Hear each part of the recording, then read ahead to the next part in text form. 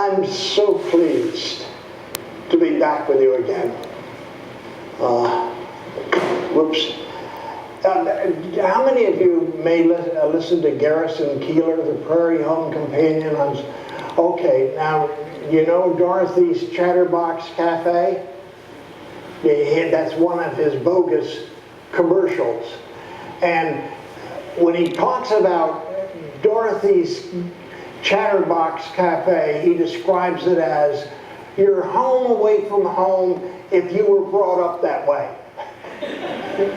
Well, I kind of getting to feel sometimes that this is my home away from home, and I'm thankful that I was brought up that way.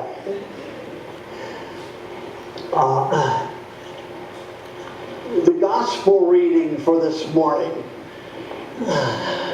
when I picked my Bible up off the floor, is found in the Gospel of Luke,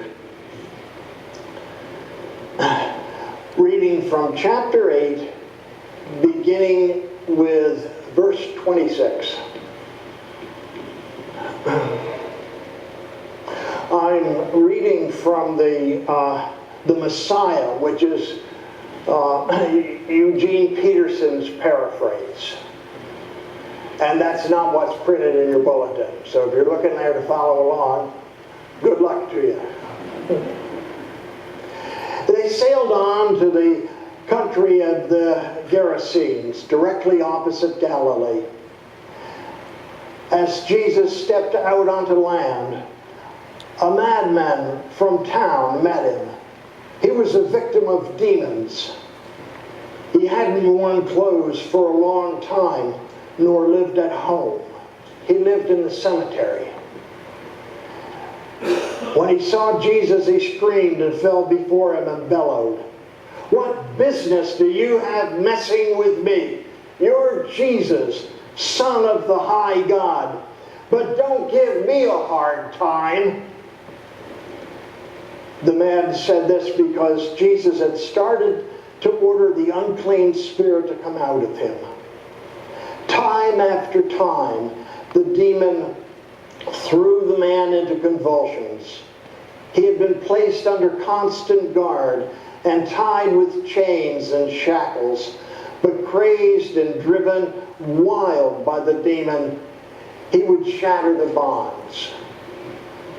Jesus asked him, "What is your name?" "Mob," he said. "My name is Mob."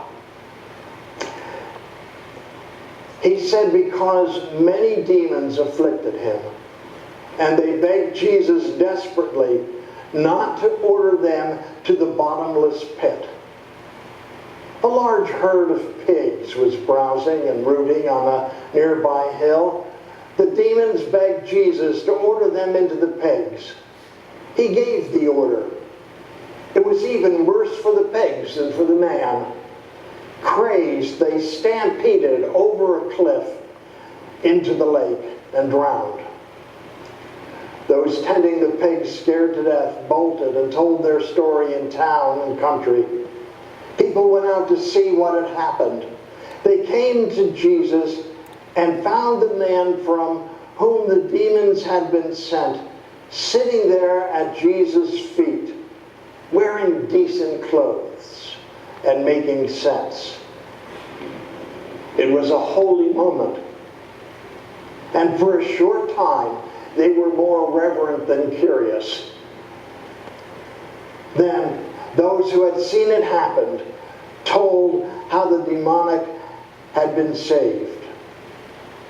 Later, a great many people from the Gerasene countryside got together and asked Jesus to leave.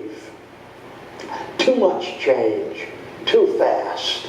They were so scared. So Jesus got back into the boat and set off. The man whom he had delivered from the demons asked to go with him, but Jesus sent him back saying, "Go home and tell everything God did for you." So he went back and preached all over town everything Jesus had done in him. And there ends our reading of the gospel. And in a lot of ways, it's not an easy one, is it? Not if you have a fondness for pigs, anyway. And I'm not sure about the whole thing of demons either. Confess that right. I know people who seem to have demonic impulses, but I'm not sure they're possessed. I don't know. Which I think is a good thing. Paul in Corinthians says, now we see in a glass darkly, but a day will come when we will see face to face. I'm content with that. I don't have to know all the answers. I don't even have to know all the questions. The question is, what is it that I feel that I do know, that you and I know together, and that's important for us to share? I come at it like this. It's my view, you see, that we're coming into what for us as Christians is the summer Sabbath. You know Sabbath. For 6 days God labored, but how long is a day? The psalmist says, 1,000 years in thy sight are but as yesterday when it is past, and as a watch in the night. So who knows how long that is? But for us, for you and me, don't you get a sense that we hit this time of year and we can put ourselves in neutral and coast and rest and be renewed through the summertime? And September will come, and we'll come back to life again with all of the committees we have to attend and all the tasks we have to do and all that kind of thing. But for right now, isn't it more important to breathe deeply, to take in the grace that our God intends for us to have, and to seek wholeness? Now, that wholeness, you see, is what that Gerasene demoniac lacked. I knew a therapist once who loved to take expressions and make them real in our lives. Now, I'm going to ask you a question. Have you heard the expression, he was beside himself? Have you noticed that it's almost always, he's beside himself in something else? He's beside himself in anger. He's beside himself in fear. He's beside himself with worry. He's beside himself, and that is exactly what robs us of the Sabbath that our God intends us to have. The biblical view of man is that man and woman, each of us as human beings has 3 levels. We are intellectual, emotional, spiritual beings. When those 3 come together in a sense of wholeness, we are the ones whom our God has intended us to be.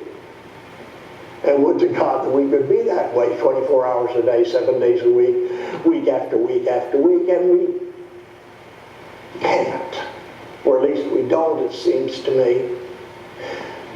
So Jesus says to the young man filled with demons, "What's your name?" And what does he answer? "Mom, I have so many things going on in my head. I am beside myself. There's all that stuff that's going on in me that's robbing me of the ability to be me." Does that make sense? Have you ever felt that way?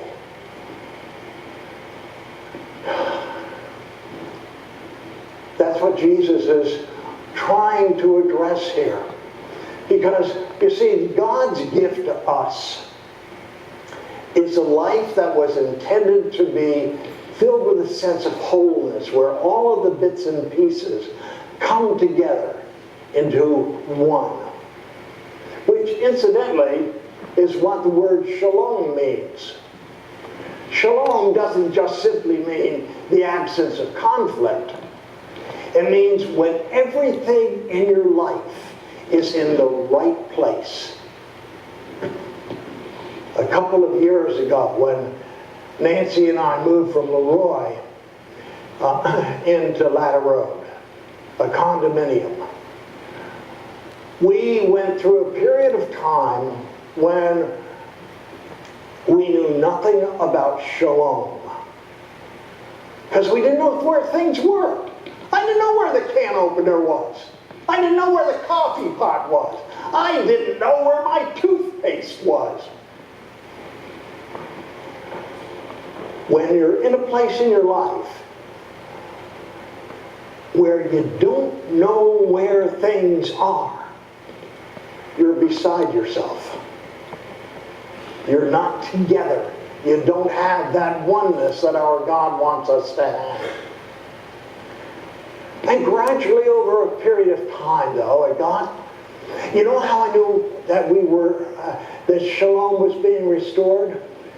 When I was able to get up in the middle of the night and without turning a light on, go to the bathroom for a drink of water and come back to bed and not stub my toe along the way. And how could I do that? Everything was in the right place.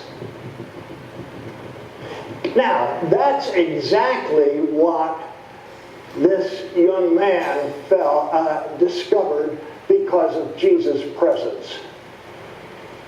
How do we know? He's sitting at Jesus' feet. He's fully clothed. He's breathing deep. He's quiet. He had been living in a cemetery. The best that he could imagine when he was beside himself was that it might be better off being dead, and as a matter of fact, that was what happened to the pigs. A guy by the name of Henry Nouwen one time had an audience with Mother Teresa. And when he walked in to see her, she said to him, "Tell me, how is your life?" And Nouwen said, "Right now my life is awful. I've got so much to do, so many demands on my time, so many expectations that everybody around me has, so much stuff going on, I don't know where to begin." And Mother Teresa smiled and said, "Start every day with spending an hour with your God. And then get up and live your life. And don't do anything you know is wrong." Isn't that cool? You've heard the expression, do the next right thing. This is not doing the next right thing because we don't always know the next right thing. But it's don't do anything you know is wrong. And with that process of the day, the pieces begin to come together. We begin to discover where things are. We can breathe deeply. And oh my, it feels so good.